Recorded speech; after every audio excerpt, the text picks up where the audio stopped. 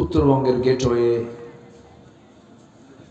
বগুড়া জেলার শেরপুর উপজেলার দুবলাগাড়ি পশ্চিমপাড়া আল-কোবা জামে মসজিদ মাহফিল ইন্তেজামে কমিটি কর্তৃক আয়োজিত দশম বার্ষিকী তাফসীরুল কোরআন মাহফিল 2024 আজকের এই মহৎ আয়োজনের সম্মানিত সুযোগ্য সভাপতি জনাব নুরুল আমিন, আজকের মাহফিলের বরেণ্য প্রধান অতিথি সম্মানিত শেরপুর পৌরসভার সাবেক মেয়র জনাব জানে আলম খোকা, বরেণ্য মেহমান শেরপুর উপজেলা পরিষদের সাবেক চেয়ারম্যান জনাব মাওলানা দবিবুর রহমান হাফিজাহুল্লাহ, আজকের মাহফিলের বরেণ্য আলোচক হাফেজ মাওলানা সানোয়ার হোসেন খানপুরি, মাওলানা সিরাজুল ইসলাম সিরাজি, উপস্থিত হাজারাত উলামায়ে কেরাম, ফদলায়ে ইজাম, সুশীল সমাজ, জাতির শ্রেষ্ঠ সন্তান শিক্ষক মণ্ডলী, জাতির বিবেক সাংবাদিক বৃন্দ, সামনে উপস্থিত দূরে কাছের বিভিন্ন স্থান থেকে ছুটে আসা কালেমার ঝান্ডাবাহী, তাওহীদের পতাকাবাহী, দ্বীন ইসলামের নরসারদুল বীর মুজাহিদ, প্রাণ প্রিয় সম্মানিত দ্বীনি ভাইরা, আড়ালে বসে আছেন শ্রদ্ধেয়া সম্মানিতা মা বোনেরা। আলোচনার সূচনায় আনুষ্ঠানিকতার মধ্য দিয়ে আমার পক্ষ থেকে আবারও দিল খোলা সালাম, আসসালামু আলাইকুম ওয়া রাহমাতুল্লাহি ওয়া বারাকাতুহু। সবাই কেমন আছেন? আমাকে প্রশ্ন করলেন, আল্লাহ তাআলা আমাকে আপনার মতোই এবং আল্লাহ তাআলা আপনার সাথেই তো রেখেছেন, আলহামদুলিল্লাহ। সারাদিনের সকল কাজকর্মের ইতি টেনে আমরা যখন এই শীতের এই আরামের বিছানার দিকে ধীরে ধীরে যাব, ঠিক সেই মুহূর্তে আমরা বসে আছি ঠান্ডা মাটিতে। যে মনিব, যে মহান জাল্লা শানুহ আমাকে আপনাকে এতগুলো লোকের মাঝ থেকে বাছাই করে এত সুন্দর একটা আয়োজনে আসার বসার তৌফিক দিলেন, সেই মহান রবের শানে বলে উঠছি আলহামদুলিল্লাহ। সবাই চিৎকার মেরে বলছে আল্লাহুম্মা ইন্নী আসআলুকা আল হুদা ওয়াত তুকা ওয়াল আফাফা ওয়াল গিনা। সবাই বলি আল্লাহুম্মা আইন্নি আলা যিকরিকা ওয়া শুকরিকা ওয়া হুসনি ইবাদাতিকা। আমরা আল্লাহ তাআলার শুকর আদায় করে নিলাম। সম্মানিত হাজিরিন, মহান রব্বুল আলামিনের বড় মেহেরবানি, আল্লাহ তাআলা কোরআন শোনার জন্য একটি অনুকূল পরিবেশ, একটি মুক্ত পরিবেশ উপহার দিয়েছেন। বলছি আলহামদুলিল্লাহ। এই মাহফিল আজ থেকে কয়েক মাস আগেও কোনো প্রোগ্রাম করতে গেলে আগে কমিটির যেতে হতো, থানার কাছে অনুমতির প্রয়োজন হতো। এখন সেই পরিবেশটা আর নাই, বরঞ্চ এখন থানায় ফোন দিয়ে বলে কিছু লাগবে কি, ঠিক আছে না? এই পরিবেশ এখন চলে এসেছে। সম্মানিত হাজিরিন,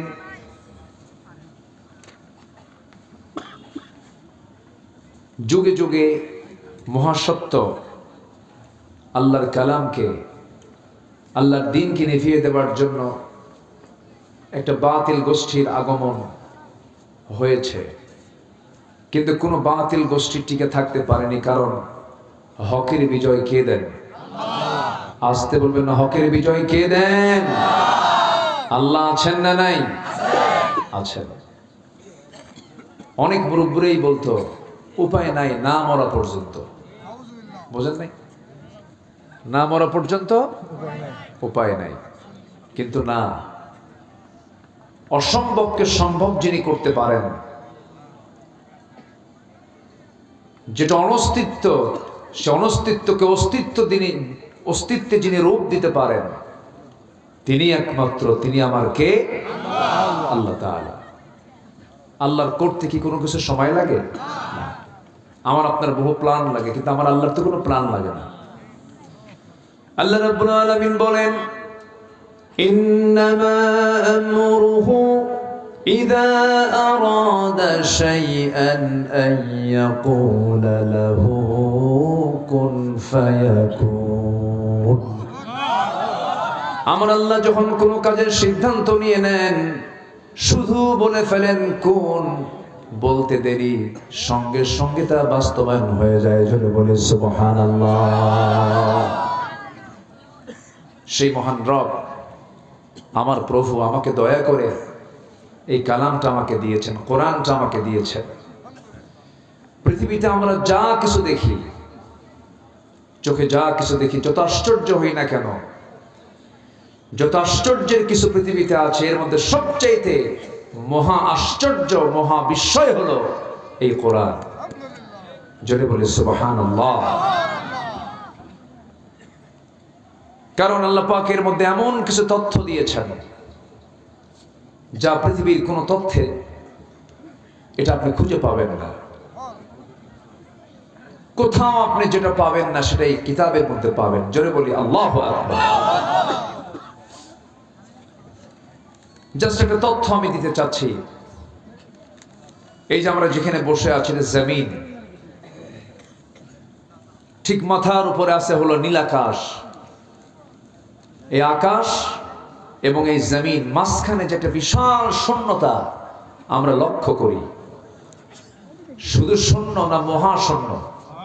মহাশূন্য, এই মহাশূন্য একসময় এটা ছিল না। আধুনিক বিজ্ঞান এটা প্রমাণ করে তারা বের করেছেন। তারা বলছেন না, এই জমিন এবং ওই আকাশ দুটো একসঙ্গে লাগানো ছিল। তো লাগানো থাকলে কি আর মহাশূন্য থাকে? থাকে না। দুটো একসঙ্গে কি ছিল? লাগানো ছিল। সায়েন্স বলছে প্রচন্ড একটা ধাক্কার মধ্য দিয়ে এই মহাশূন্যতার সৃষ্টি হয়েছে, যার আলোচিত নাম হলো big bang theory. Big bang এই শব্দটা হলো এই থিওরির নাম। অথচ আল্লাহ রাব্বুল আলামিন এই থিওরি হালে বিজ্ঞান প্রমাণ করলো, অথচ ১৫০০ বছর আগে আল্লাহ পাক এই বিগ ব্যাং থিওরির কথা অনেক আগে কোরআনে বলে দিয়েছেন। আল্লাহ রাব্বুল আলামিন বলেন, أولم يرى الذين كفروا أن السماوات والأرض كانتا رتقا ففتقناهما وجعلنا من الماء كل شيء حي জোরে বলুন আল্লাহু আকবার। কাফেররা কি নজর দেয় না? আল্লাহ রাব্বুল আলামিন এই আকাশ এবং জমিনকে এক জায়গায় রেখেছিলেন, দুটো একসঙ্গে লাগানো ছিল। আর এরপর আল্লাহ রাব্বুল আলামিন প্রচন্ড একটা ধাক্কার মধ্য দিয়ে মহাশূন্য বানিয়ে দিয়েছেন। এখন বলুন, বিজ্ঞান কি এই থিওরি প্রমাণ করেছে না কোরআন থেকে ধার নিয়েছে? কোরআন থেকে ধার নিয়েছে। যেখানে সকল জ্ঞান শেষ, সেখানে ওহীর জ্ঞান শুরু।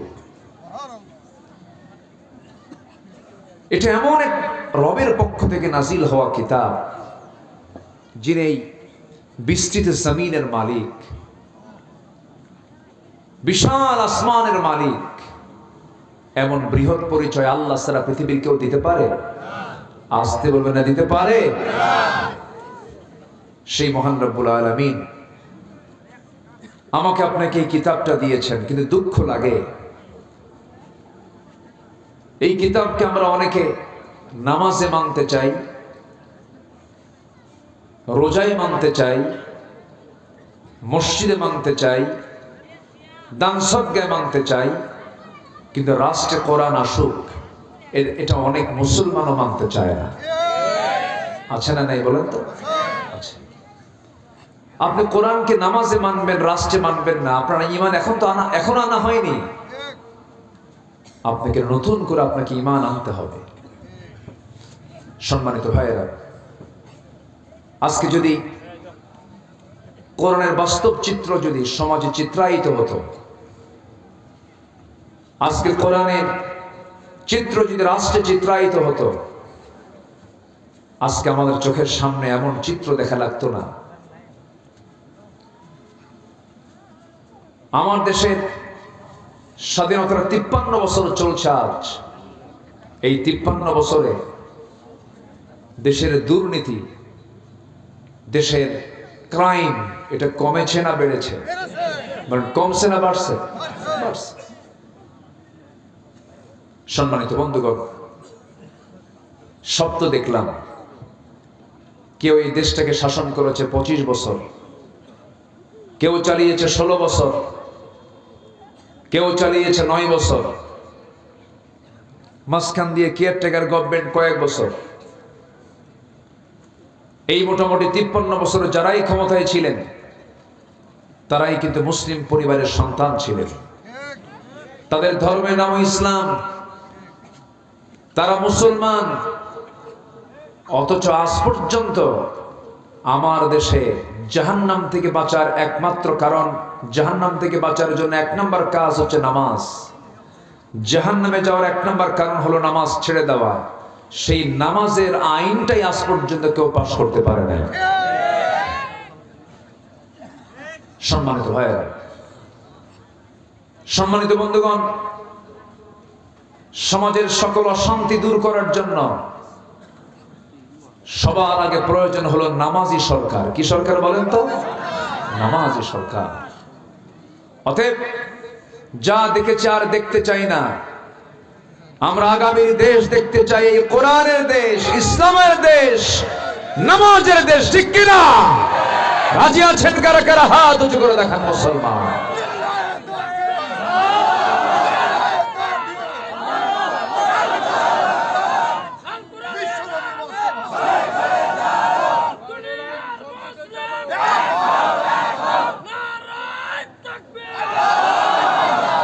আল্লাহ কবুল করুন। জোরে বলে আমিন। আরো জোরে আমিন। সম্মানিত ভাইয়েরা, সম্মানিত বন্ধুগণ, আল্লাহর কালামে কোরআনের মধ্যে কি নাই? সবই তো ছিল, কিন্তু আমরা এটাকে শুধু নামাজের মধ্যে রেখে দিয়েছি, মসজিদ মাদ্রাসার মধ্যে রেখে দিয়েছি, খানকার মধ্যে রেখে দিয়েছি। কিন্তু কোরআন দিয়ে কি ক্যান্টনমেন্ট চলতে পারে না? কোরআন দিয়ে কি প্রশাসন চলতে পারে না? কোরআন দিয়ে কি আদালত চলতে পারে না? কোরআন দিয়ে বঙ্গভবন, গণভবন, সংসদ ভবন কি চলতে পারে না? যখনই আমরা এই জাতীয় কথা বলতে যাই তখন বলে, হুজুর আপনি রাজনীতি শুরু করলেন কেন? যারা বলবে ইসলামের রাজনীতি নেই, তাকে নতুন করে ঈমান আনতে হবে। সম্মানিত ভাইয়েরা, অনেক কথা আছে, আস্তে আস্তে করে বলি। আমাকে সময় দিচ্ছেন তো নাকি? উঠতে একটু দেরি হয়ে গেছে, আর একটু আগে উঠলে ভালো হতো। বছর 3 আগে আমি মাহফিলে এসেছিলাম।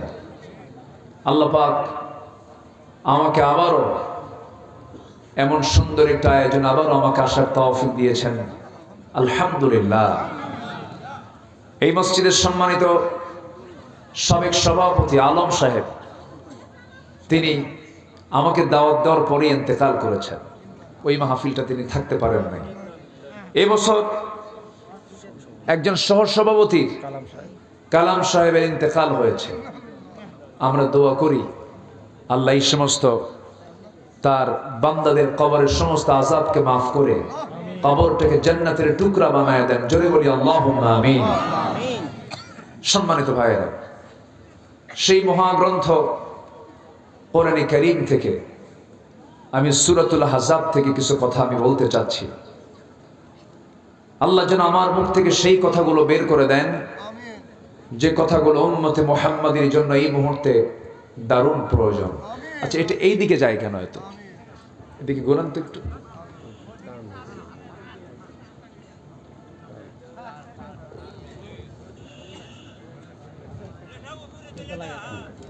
উঠে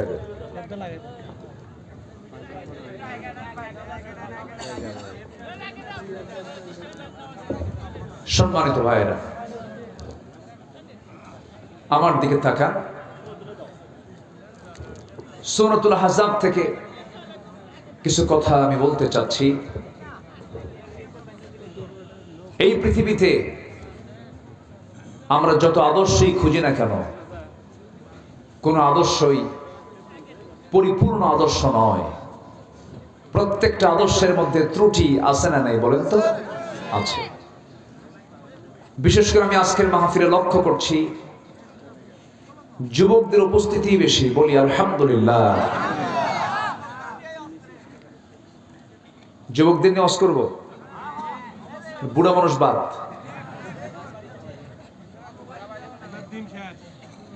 না, ঠিক আছে। আজকের মাহফিলে যে যুবকরা তোমরা আসছো, আল্লাহর মেহেরবানি, তোমরা তো অনেক কিছুই দেখিয়ে দিলে 2024-এর অগাস্টের আগ পর্যন্ত। 5 অগাস্ট পর্যন্ত তারা যা দেখিয়ে দিয়েছিল, আমি তো অবাক হয়ে গেছি।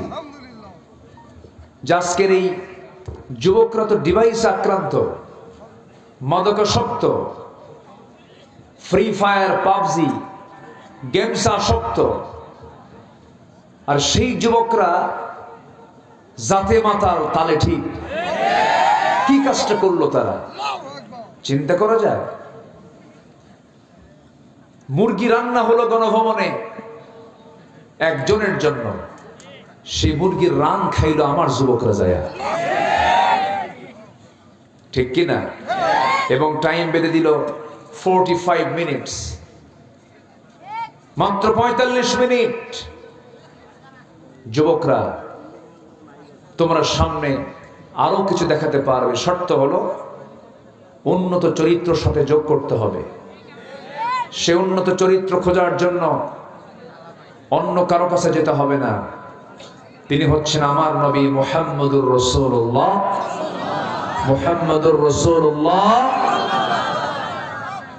আল্লাহ রাব্বুল আলামিন তার শানে বলেছেন, لقد كان لكم في رسول الله أسوة حسنة لمن كان يرجو الله واليوم الآخر وذكر الله كثيرا। জোরে বলুন আল্লাহু আকবার। তোমাদের জন্য উত্তম আদর্শের বাস্তব নমুনা কেউ নয়, উত্তম আদর্শের বাস্তব নমুনা একজন, তিনি হচ্ছেন মুহাম্মদুর রাসূলুল্লাহ সাল্লাল্লাহু আলাইহি সাল্লাম। আমার ভাইয়েরা, আল্লাহ রাব্বুল আলামিন রাসূলকে এত সম্মান দিয়েছেন, রাসূলকে এত মর্যাদা দিয়েছেন। আল্লাহ পাক তার শানে এক জায়গায় বলছেন, হে রাসূল, আপনাকে যে যা বলে বলুক সেই দিকে আপনি কর্ণপাত করবেন না।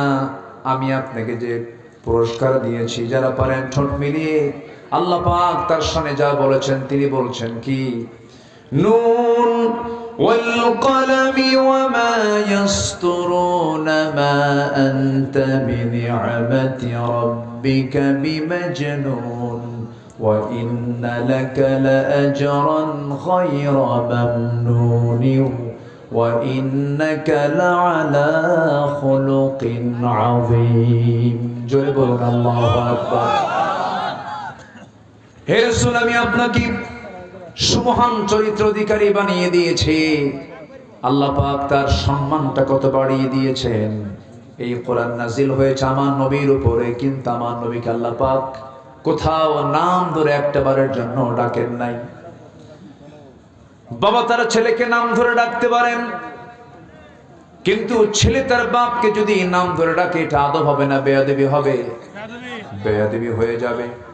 ছোটজন বড়জনকে নাম ধরে ডাকতে পারেন? পারেন না। বড়জন ছোটজনকে নাম ধরে ডাকতে পারেন। আমার আল্লাহ তার জায়গা থেকে, তার আসন থেকে আমার নবীর নাম ধরেও যদি ডাক দিতেন কিছুই হতো না। কিন্তু আল্লাহ রাব্বুল আলামিন সব নবীকে নাম ধরে ডাকলেও আমার আল্লাহ আমার নবীকে কোরআনে কোথাও একটাবারও নাম ধরে ডাকেন নাই। জয় বলি সুবহানাল্লাহ। আদম আলাইহিস সালাতু ওয়াস সালামকে ডাক দিয়েছেন, ইয়া আদম উসকুন আনতা ওয়া যাওজুকাল জান্নাহ। ডাক দিয়েছেন ওয়া মা তিলকা বিয়ামিনিকা ইয়া মূসা। ডাক দিয়েছেন ইয়া ইয়াহইয়া খুযিল কিতাবা বিকুওয়া। সব নবীকে আল্লাহ রাব্বুল আলামিন হরফে নিদা প্রয়োগ করে ডাক দিয়েছেন, কিন্তু আমার নবীর নাম যেখানে নিয়েছেন সেই জায়গায় আল্লাহ পাক গুণবাচক শব্দ প্রয়োগ করেছেন, মুহাম্মাদুর রাসূলুল্লাহ ওয়াল্লাযীনা মাআহু আশিদ্দাউ আলাল কুফফারি রুহামাউ বাইনাহুম تراهم ركعا سجدا يبتغون فضلا من الله ورضوانا। জোরে বলুন আল্লাহু আকবার। আমার বন্ধুগণ আরেক জায়গায় বলছেন, ওয়ামা মুহাম্মাদুন ইল্লা রাসূল قد خلت من قبله الرسل।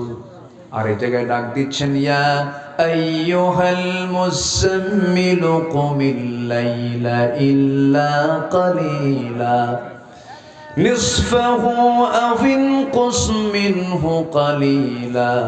আর এক জায়গায় ডাক দিচ্ছেন, ইয়া আইয়ুহাল মুদ্দাথির কুম ফাআনযির ওয়া রাব্বাকা ফাকাব্বির।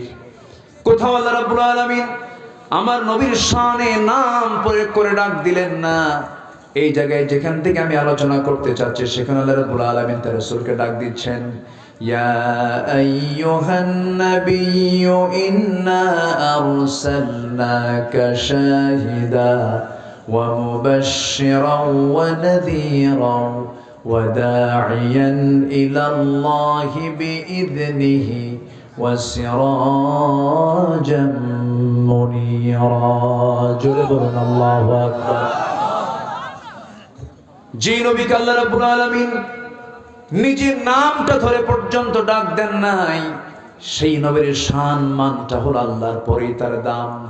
অথচ সেই নবীকে বিগত 16 বছর যারা ক্ষমতার মসনদে ছিল তাদের সময় এই দেশে ডজন ডজন নাস্তিক রাসূলকে পর্যন্ত গালি দিয়েছে, তাদের কোনো বিচার বাংলার জমিনে হয় নাই।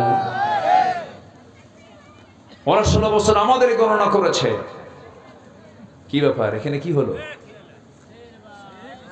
হ্যাঁ, ও মাদ্রাসার ছাত্র এরা।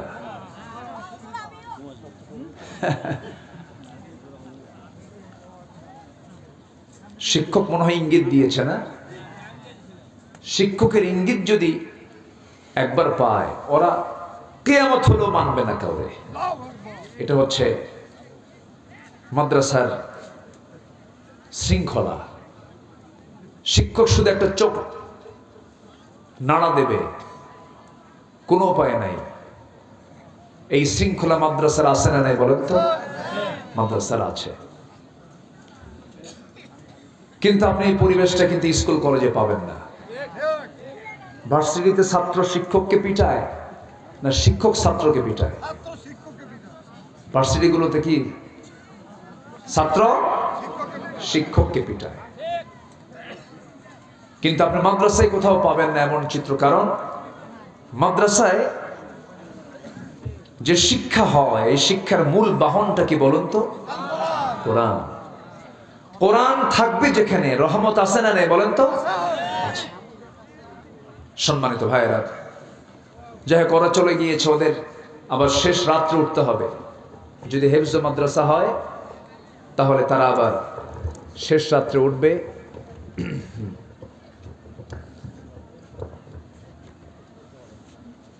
ওদের মেইন পড়া হলো ফজরের আগ দিয়ে তারা কিছু মুখস্থ করে থাকে। একটা জানেন একটা বিষয়, 30 পারা কোরআন আল্লাহ পাক সবার নসিবে রাখেন না। সব সিনায় 30 পারা কোরআন কিন্তু ওঠে না। আল্লাহ পাক যে সিনাকে নির্বাচিত করেন সেই সিনাতে আল্লাহ পাক 30 পারা কোরআন উঠায় দেন।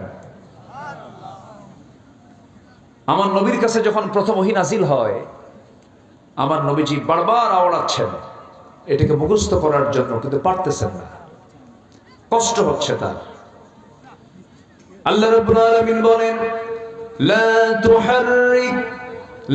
তুহাররিক বিহি লিসানাকা লিতা'জালা বিহি।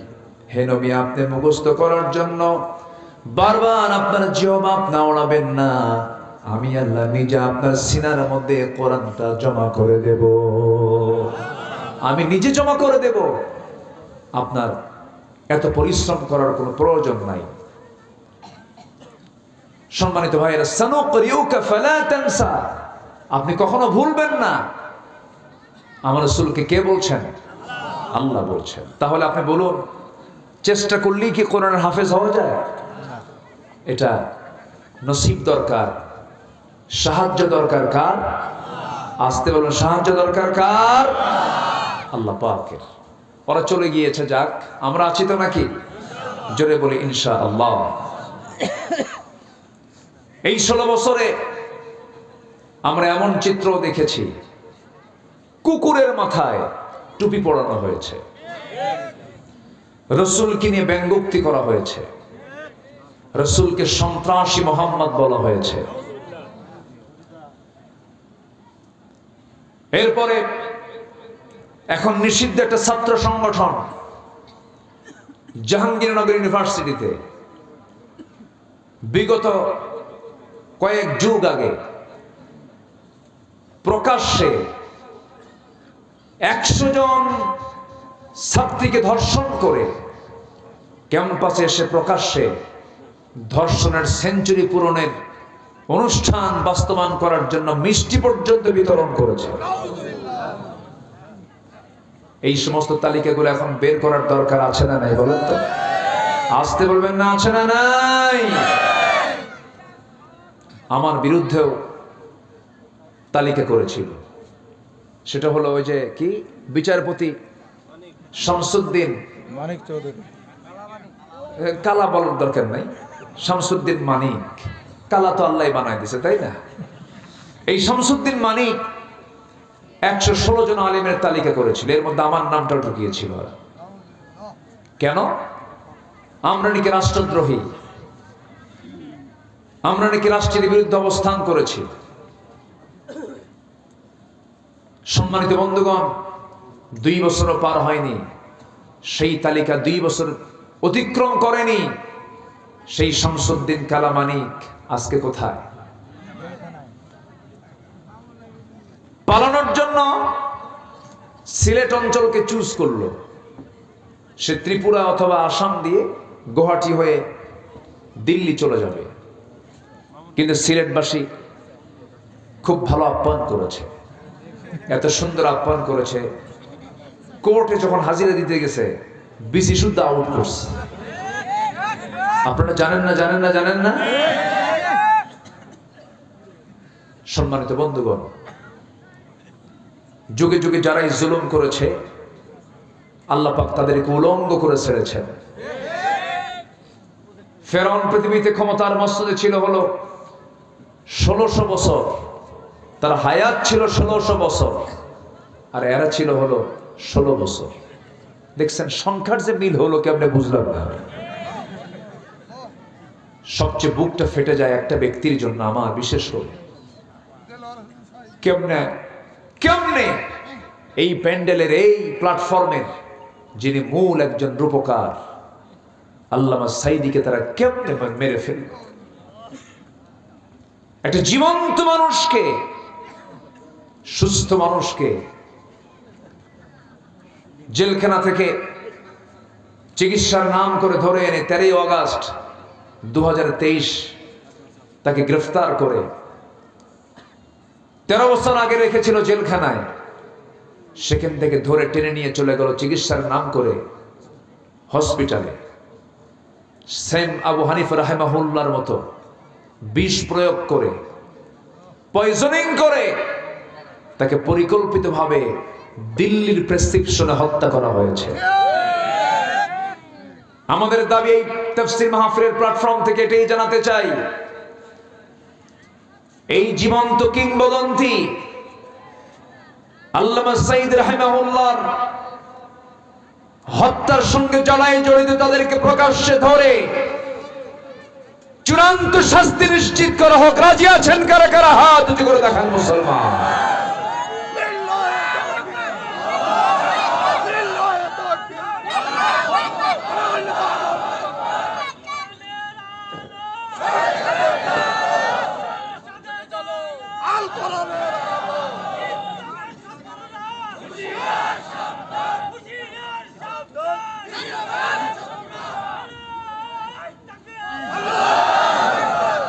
আল্লাহ কবুল করুন, জোরে বলি আমিন। শুরু যখন হয়েছে, একটি সুন্দর সমাপ্তির মধ্য দিয়ে আগামীর দেশ আমরা দেখতে চাই, আমরা কোরআনের দেশ। জোরে বলি ইনশাআল্লাহ, ইনশাআল্লাহ, ইনশাআল্লাহ। আসবে দিন, আসবে না? আসবে কিনা বলেন? আসবে। শহীদের রক্ত কখনো বৃথা যেতে পারে না, কিন্তু শর্ত হলো আমরা যদি সফল হতে চাই, আমাদের চরিত্র হতে হবে অনুন্নত না উন্নত? উন্নত চরিত্রবান, উন্নত চরিত্র অধিকারী আমাকে আপনাকে হতে হবে। আর সেই উন্নত চরিত্র খোঁজার জন্য একজনকে সিলেকশন দিয়েছেন আল্লাহ তাআলা, তিনি হচ্ছেন মুহাম্মদ সাল্লাল্লাহু। সেই নবীজির জীবন থেকে মুমিনদের জন্য অনুকরণীয় 15টা আদর্শ আমি আজকে একটা একটা করে বলতে চাচ্ছি। আমাকে সময় দেবেন তো? জোরে বলি ইনশাআল্লাহ। তাহলে বলুন, নুরু ওয়াজ কি শেষ না শুরু? টাইম দিচ্ছেন তো নাকি? বলি আলহামদুলিল্লাহ। আমি তো প্রথমে হতাশ হয়েছিলাম, লোকজন এত কম কেন, কিন্তু না, মোটামুটি প্রচন্ড শীত তো, আর এবার মাহফিলের চাপ এত বেশি, মানুষের চাইতে মাহফিল বেশি। এত মাহফিল, ঠিক আছে না? মানুষের চাইতে মাহফিল বেশি। যাই হোক, হতাশার কোনো কারণ নেই। আল্লাহর পয়গম্বর নূহ আলাইহিস সালাতু ওয়াস সালাম তিনি দাওয়াত দিয়েছেন। আল্লাহর পয়গম্বর ইন্নী দাআউতু কওমি লাইলা ওয়া নাহারা, দিনে এবং রাতে দাওয়াত দিয়েছেন 900 বছর। কত বছর? ইসলাম কবুল করছে 80 থেকে 90 জন। তার দাওয়াত কি ব্যর্থ ছিল? না। আমার আপনার কাজ হলো আল্লাহর দেওয়া হুকুম বাস্তবায়ন করা। সফলতা ব্যর্থতা এটা আমার দেখার দরকার নাই। পুরস্কার দিবেন কে? আজকে পুরস্কার দিবেন কে?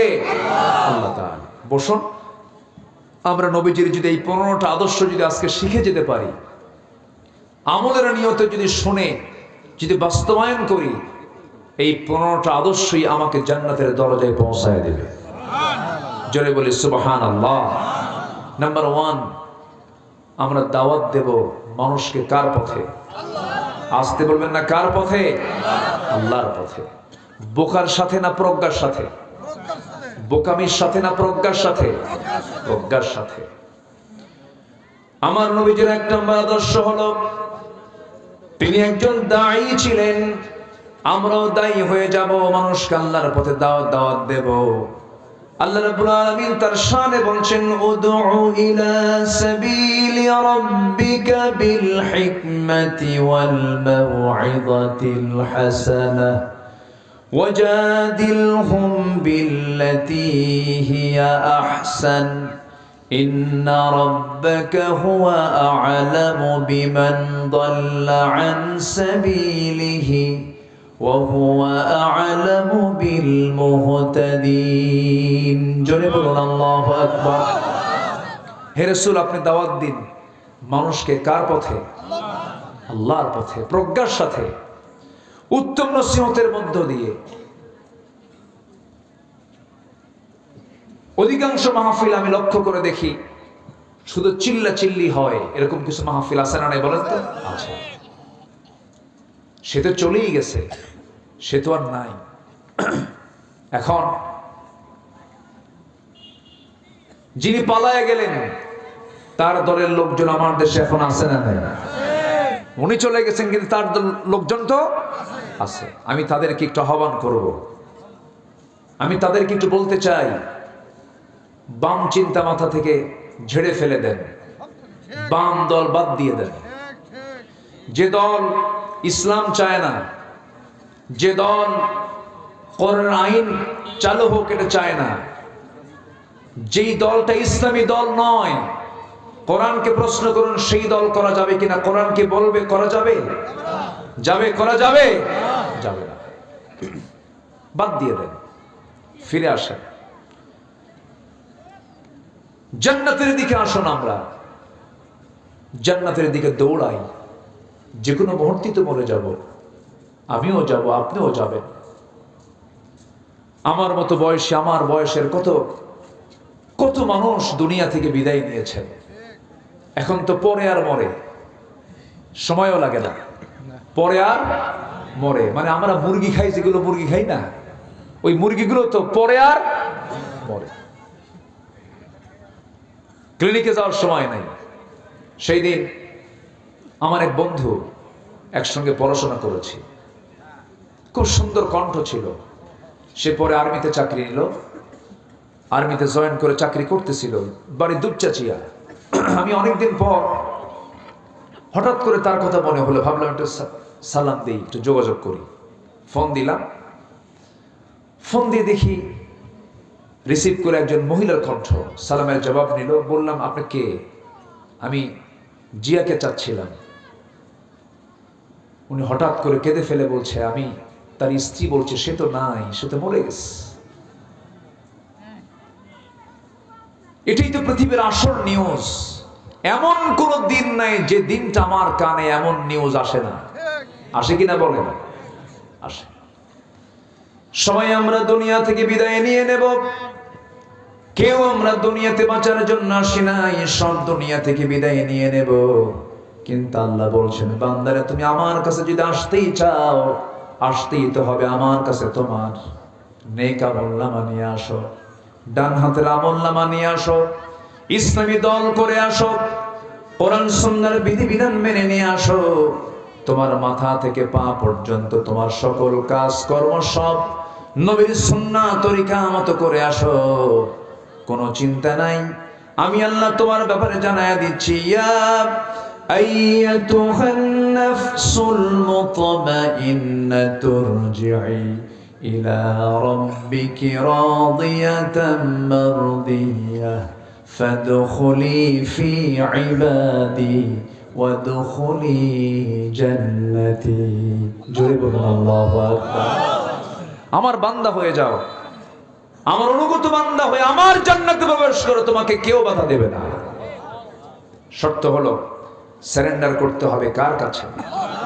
আসতে হলো সারেন্ডার করতে হবে কার কাছে? আল্লাহর কাছে। দুঃখ লাগে, আজকে 53 বছর দেশ স্বাধীন হয়েছে,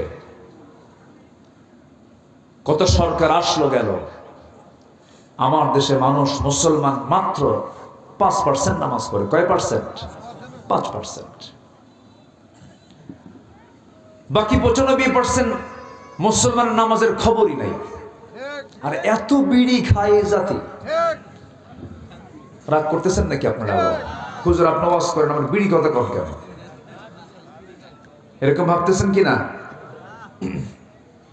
আবার মাহফিল এসে বলে কি জানেন, হুজুর বিড়ি খাওয়া কি জায়েজ আছে?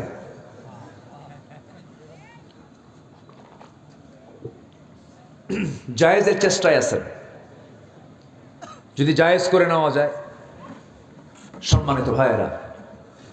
আবার অনেকে পান খান, পান খান সমস্যা নাই, পান তো রস খান তো নাকি?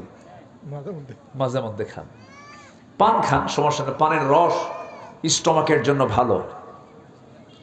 কিন্তু পানের সাথে আবার হাকিমপুরি রহমতুল্লাহ আলাইহি কেন? এখানে কথা আছে।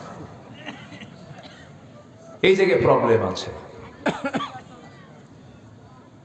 সম্মানিত ভাইয়েরা, কোন নেশার জগতে আমরা যাব না, জোরে বলি ইনশাআল্লাহ। এই মুখটা পরিচ্ছন্ন রাখবো। আমার নবীজির সর্বশেষ আমল ছিল, আমার নবীজির ব্যবহারিক আমল ছিল হলো মিসওয়াক করা। কি করা বলেন তো? মিসওয়াক করা। আর সর্বশেষ ওসিয়ত ছিল হলো, সর্বশেষ কথা ছিল হলো নামাজ। বলেন সর্বশেষ কথা কি ছিল? নামাজ। আমার যারা আলোচনা শোনেন, আমি এই বিষয়টা খুব বেশি বলার চেষ্টা করি। আমি আপনি কেউ থাকবো না, দুনিয়া থেকে আমিও চলে যাব, আপনিও চলে যাবেন। কেউ বাঁচার জন্য আসি নাই। এই দুনিয়ার মায়া মমতা একদিন সব মাইনাস হয়ে যাবে। কলিজার টুকরা সন্তানের জ্বর হলে পরে গোটা রাত ঘুম হয় না, পেরেশানি কাজ করে। কিন্তু আপনি দুনিয়া থেকে বিদায় নিয়ে নেন এখনই, ওই সন্তানটা 3 দিন 5 দিন 7 দিন কান্নাকাটি করবে, এরপরে আপনাকে ভুলে যাবে। যুবক, তুমি নতুন বিয়ে করেছ, নতুন বউ তোমার ঘরে, 2 বছর সংসার করেছ, নতুন ফুটফুটে একটা বাচ্চা হয়ে গেছে। হঠাৎ করে তুমি একদিন রোডে হুন্ডা চালাতে নিয়ে খাদে পড়ে তোমার মৃত্যু হয়ে গেল। তোমার বউয়ের কানে সংবাদ চলে গেল। বউ তোমার শোকে কাঁদতে কাঁদতে সেন্সলেস হয়ে পড়লো। 2-3 দিন খেতে পারলো না। 7 দিন চলে গেল, খাওয়া বন্ধ হয়ে আছে। 14 দিনের মাথায় খাওয়া দাওয়া সব স্বাভাবিক হয়ে যাবে, ঘুমটুম সব স্বাভাবিক হয়ে যাবে। মাসখানেক পর চেহারায় হাসি আসবে। মাস 3 পর আরো স্বাভাবিক হয়ে যাবে। তোমার শ্বশুর বাড়ির লোকজন তোমার সেই আদরের বউটাকে নিয়ে চলে যাবে তার বাড়িতে। 4 মাস 10 দিন পার হয়ে যাবে। শোকের সময়গুলো পার হয়ে যাওয়ার পর 6 মাস 7 মাস পরে তোমার শ্বশুর শাশুড়ি তোমার সেই বউটাকে একটু বোঝায় শোনায় জোর করে অন্যত্র বিয়ে পর্যন্ত দিয়ে দেবে। অন্যের ঘরের স্ত্রী হয়ে চলে যাওয়ার পর তোমার সেই বউটাই পরের দিন ফোন দিয়ে তার আব্বা আম্মাকে বলবে, আব্বা তোমরা আমার ব্যাপারে যে সিদ্ধান্ত নিয়েছো বিয়ের বিষয়ে খুব ভালো করেছো, কারণ আমার আগের স্বামীর চাইতে এই স্বামীটা আরো ভালো। এটাই হলো দুনিয়া। আপনি আজকে মরে যান, সন্তানগুলো সম্পদ নিয়ে কাড়াকাড়ি শুরু করে দেবে। কেউ আমার আপন নয়। কে বলেছে আমার বাপ আপন? বাপও আমার আপন নয়। কে বলেছে মা আপন? মা আমার আপন নয়। কে বলেছে ছেলে আপন? সেও আমার আপন নয়। কে বলেছে আমার স্ত্রী আপন? সে আমার আপন নয়।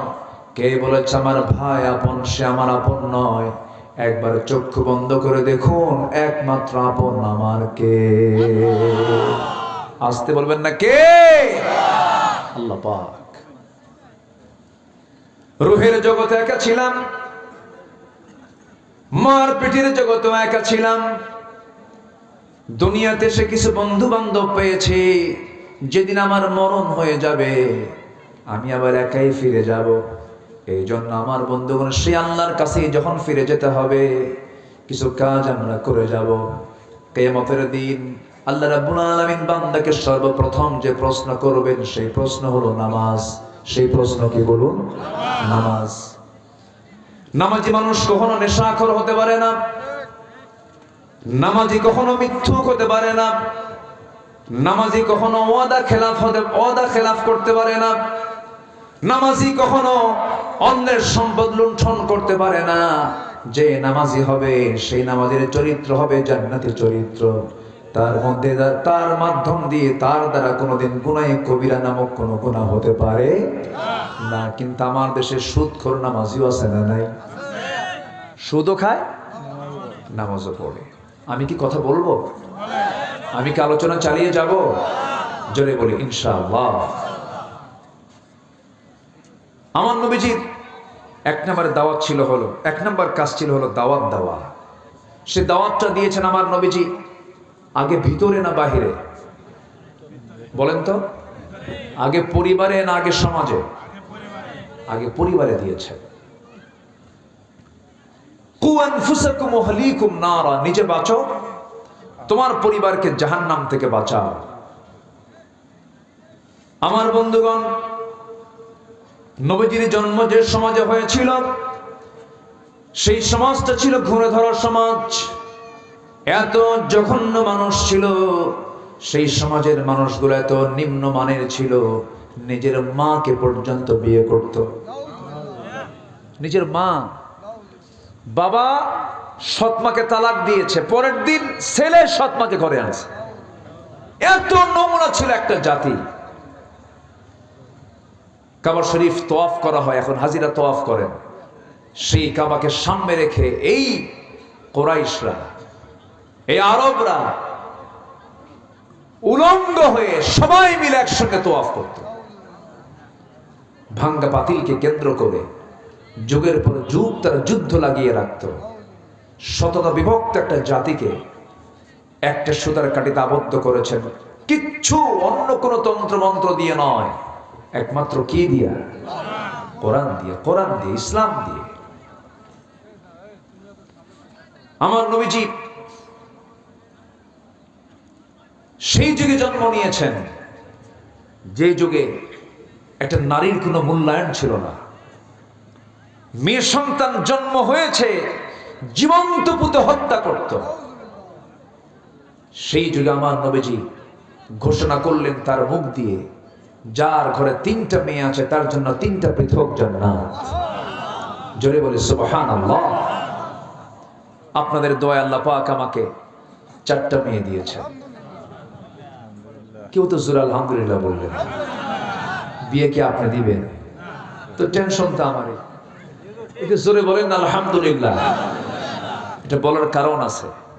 মেয়ে সন্তান হলে পরে অনেকে মন খারাপ করে। বারবার মেয়ে যদি হয় তখন স্বামী কয় তার বউরে, তোর পেট আসলেই পচা। আছেন এরকম? আছে না? মনক্ষুণ্ণ হওয়া যাবে না। আমার নবী যে বিশ্বের সেরা মানুষ, ছেলেদের বাপ না মেয়েদের বাপ? মাথায় রাখতে হবে।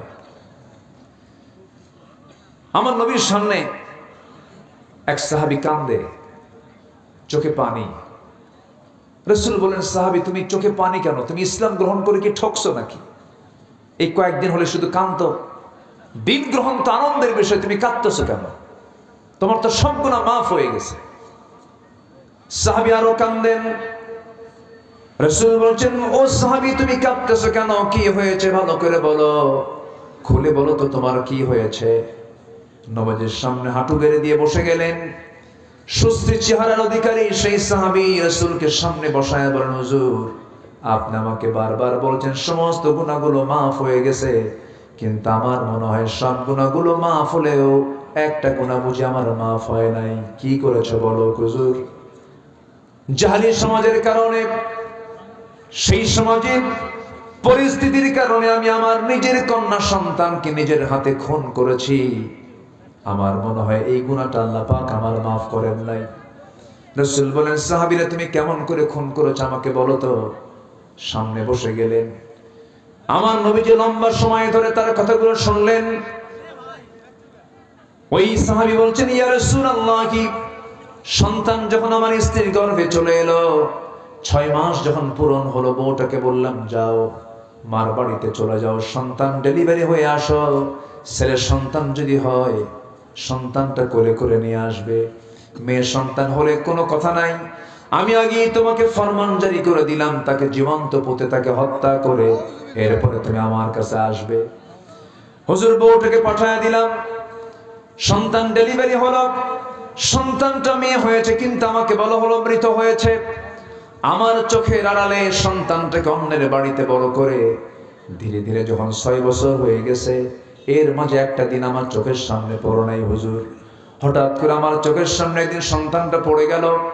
চট করে হাত ধরলাম, আমার মতো চোখ, আমার মতো নাক, আমার মতো কান, আমার মতো কপাল, আমার মতো চেহারা, সোজা ধরে এনে বউয়ের সামনে হাজির করে বললাম, সন্তানটা কার? আমার বউ কাঁপতে কাঁপতে বলছে, সন্তানের তত্ত্ব কতক্ষণ গোপন করব? এই সন্তানটা 6 বছর পূর্বে আমাদের ওরস থেকে এসেছে। আমি শুধু শুনলাম হুজুর, কিন্তু আমি ভিতরে ভিতরে চরম খেপে গেলাম। ঠান্ডা মাথায় খুনি বনে গেলাম, সন্তানটাকে কেমন করে মেরে ফেলবো। অভিনয়ের পালা শুরু করে দিলাম। সন্তানটাকে কোলের মধ্যে নিয়ে আদর করে চুমু দিয়া তাকে আমার কাছে ঢুকায় নিলাম। ওর হৃদয়ের মধ্যে আমি ঢুকে গেলাম। এক পর্যায়ে মেয়েটা বলছে, মা, আমার এই আদরের বাবার সঙ্গে তুমি কেন পরিচয় করে দাও না? আমার বাপ তো অনেক ভালো মানুষ। পরের দিন সকালবেলা ওই মেয়েটাকে বললাম, মা, তোমাকে নানির বাড়িতে নিয়ে যাব। দারুণ খুশি হলো, আনন্দে আত্মহারা হয়ে আমাকে জড়িয়ে ধরে আমাকে চুমু খেয়ে বলে, বাবা চলো নানির বাড়িতে আমি যাব। ওকে সঙ্গে করে নিয়ে রওনা দিলাম। হুজুর, নানির বাড়ির দিকে না গিয়ে আমি জঙ্গলের দিকে রওনা করলাম। জঙ্গলটা দেখে আমার মেয়েটার মুখ ছোট হয়ে গেল। আমার মেয়েটা বারবার বলছে, বাবা তুমি ওই জঙ্গলের দিকে কেন যাও? কি হয়েছে তোমার? কিচ্ছু বললাম না, জঙ্গলটা পার হয়ে গেলাম, হাতে কোদাল নিলাম, গর্ত খনন শুরু করে দিলাম। আমার মেয়েটার মুখ আরো ছোট হয়ে গেল। বাবা, গর্ত খনন কেন করছো? কোনো জবাব দিলাম না। যখন আমি কোদাল দিয়ে যখন গর্ত খনন করি, ছিটকে এসে কিছু মাটি দাড়ির মধ্যে লেগে যায়, আর আমার সেই মেয়েটা 5 আঙ্গুল দিয়ে খিলাল করে করে সেই মাটিগুলো সরায় সরাইয়া দেয়। আমার মেয়েটা, হুজুর, আমার শরীর থেকে ঘাম ঝরতেছিল। গামছা দিয়ে আমার মেয়েটা সেই ঘামগুলো ছড়ে ছড়ে দেয়, সুন্দর করে মুছে মুছে দিয়ে বলে, বাবা গর্ত খনন কেন করছো? আমাকে কিছু বলো। বাবা, কিচ্ছু বললাম না।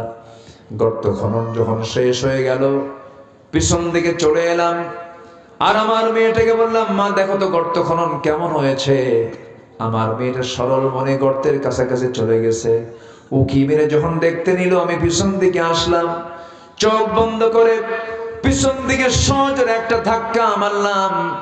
এক ধাক্কায় সন্তানটা গর্তের মধ্যে উপর হয়ে পড়ে গেল। চট করে চিত হয়ে 2টা হাত এক জায়গায় করে বলছে, বাবা বুঝতে পেরেছি, মার কথাই সত্য হয়ে গেছে, মার কথাটাই বাস্তব হয়ে গেছে। তুমি আজকে আমাকে হত্যা করার জন্য এই জায়গায় এনেছো। বাবা, আমি এটাও জানতে পেরেছি তুমি আমাকে কেন হত্যা করার পরিকল্পনা করেছো। নারীর সন্তান হয়ে পৃথিবীতে জন্ম নেওয়া যদি আমার অপরাধ হয়ে থাকে, বাবা আল্লাহর কসম করে বলি, এই যে তোমার চেহারা আজকে দেখাইছি, মৃত্যু আর কোনোদিন দ্বিতীয়বার দেখাবো না। প্রয়োজনে ভিক্ষা করে খাবো। বাবা, আমাকে আজকে প্রাণে বাঁচায় দাও। হুজুর, ভিতরে দয়ার ভাব হলো না, ভিতরে মায়া কাজ করলো না। শিরকিয়াতের কারণে, জিহালাতের কারণে হাতের মধ্যে আমি বড় একটা পাথর নিলাম। পাথর নিয়ে আমি সোজা তার কলিজা বরাবর মেরে দিলাম।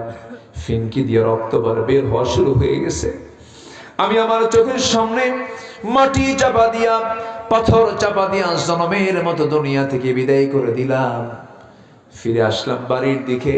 দিন গ্রহণের আগ পর্যন্ত তেমন কিছু মনে হয় নাই, কিন্তু এই যে 6-7 দিন যাবত আমি দিন গ্রহণ করার পর থেকে রাতের বেলা বিছানায় ঘুমাতে গেলে আমাকে যেন আমার মেয়েটা বারবার ডাকতেছে, এটা আমার মনে হয়। আমার দারুণ কষ্ট হচ্ছে।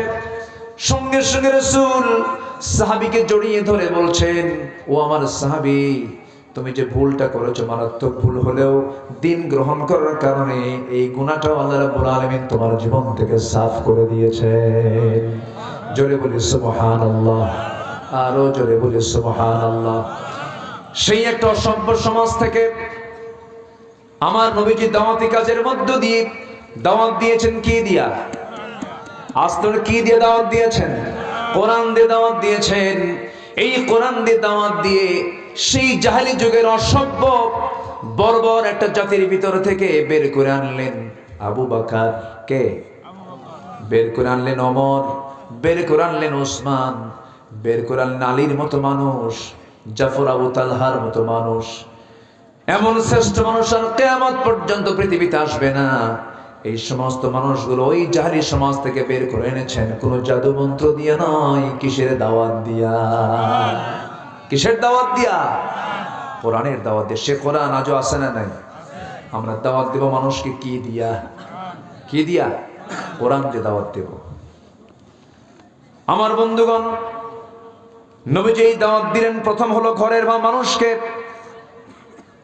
জাবালে নূর আশ্রয় নিয়েছিলেন, যে জাবালে নূরি, সেই গারে হেরা, যে গুহার মধ্যে আমার নবীজি 5 থেকে 6 বছর ছিলেন, সেটা হলো জাবালে নূরের মধ্যে অবস্থিত নূর পাহাড়ের গারে হেরা। আল্লাহ পাক আমাকে বারবার নিয়েছেন। আল্লাহ প্রত্যেককে যাওয়ার তৌফিক দান করুন। আমিন। এত আসতে বলেন আমিন। যে জোরে বলেন আমিন। আরো জোরে বলেন। আল্লাহর ঘরকে দেখার শখ হয় না? সবাই দেখতে রাজি আছেন তো? নিয়ত থাকলে দেখা হবে। 2015 সালে আমি হজে গিয়েছি। প্রথম সফর তো আমার 2009 সালে। সেই সফরে আমার জীবনের ছিল হলো প্রথম সফর 2009 সাল হজে। আর আল্লামা সাঈদ রাহিমাহুল্লাহর ছিল শেষ হজের সফর। আল্লাহ পাক একসঙ্গে আরাফাতে থাকার সুযোগ করে দিয়েছেন। তো ওই সময় আল্লামা সাঈদ রাহিমাহুল্লাহকে বলা হয়েছিল যে হুজুর, দেশের অবস্থা খুব খারাপ, আপনি এই দেশেই থেকে যান, এই দেশ আপনাকে নাগরিকত্ব দিয়ে দেবে, আপনার যাওয়ার দরকার নাই, দেশে মামলা হচ্ছে। উনি মুচকি হাসি মেরে বললেন, আমি দেশে থাকবো আর আমার দেশ, আমার আত্মীয়, আমার জনগণ, আমার দ্বীনি ভাইরা মানবতার জীবন যাপন করবে, এমন চরিত্র আমার না। তো রাসূল তো আমাকে এই চরিত্র শিখায় নাই। দেশের মাটিতে যাব, প্রয়োজনে ফাঁসির মঞ্চে ঝুলে মরব, বাতিল শক্তির কাছে মাথা নত করব না। ফিরে এসেছেন। এদেশের কোন রাজাকার যাদেরকে গালি দেওয়া হয়েছে কেউ পাকিস্তান যায় নাই। ভারতীয় রাজাকাররাই সব দিল্লি গিয়ে বসে আছে, ঠিক কিনা? সব দিল্লি গিয়ে বসে আছে। কয়েকটা পারে নাই যেতে। এর মধ্যে একটা এখনো দেশে আছে, দরবেশ। চেনেন না আপনারা? চেনেন না? হ্যাঁ, মাথার চুলটা কালো বানালো, দাড়িটা কাটলো বাঁচার জন্যে, পাজামা খুলে লুঙ্গি পরলো, পাঞ্জাবি খুলে গেঞ্জি পরলো, নৌকায় চললো, বন্ধু একখান নিয়ে রওনা দিল যে দেখি তো পালানোর চেষ্টা করি, কিন্তু পারলো না। লক্ষ লক্ষ কোটি টাকার মালিক, হাজার হাজার কোটি টাকার মালিক। চিন্তা করুন, অর্থই যদি সকল সম্মানের কারণ হয়ে থাকে, কিভাবে আল্লাহ তাআলা এত সম্পদ হওয়ার পর তাকে উলঙ্গ করে ছাড়লেন, ঠিক কিনা?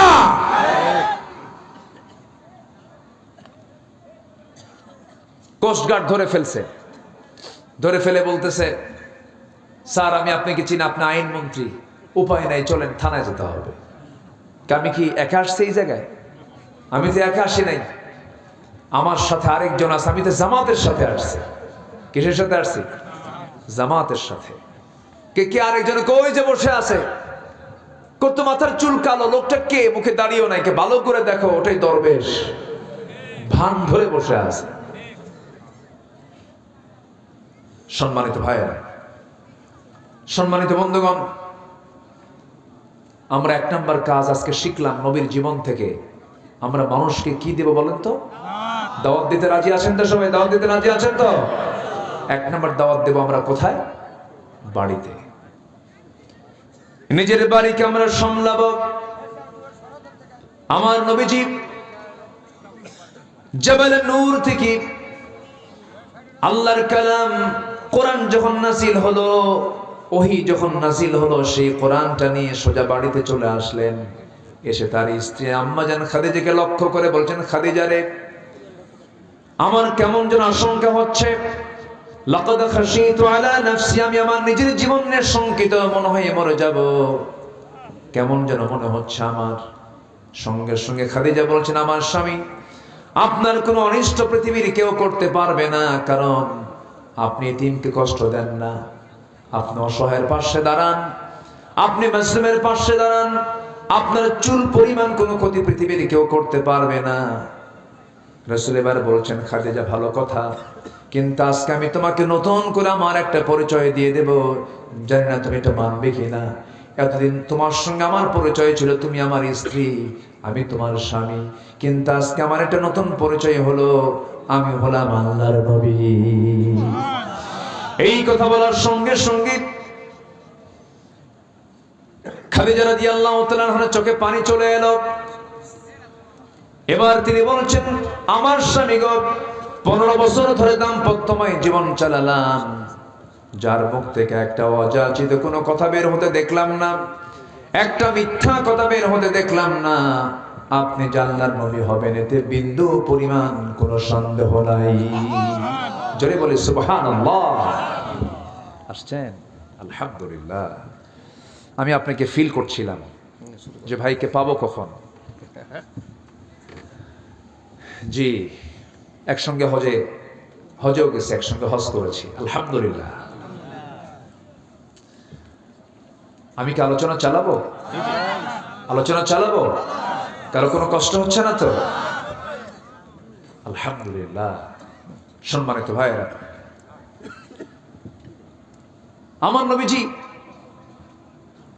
জেবেল নূর থেকে সে বউয়ের সামনে দাঁড়ালেন, বউকে বলেন, বউ আমি আল্লাহর নবী, তোমার কি বিশ্বাস হয়?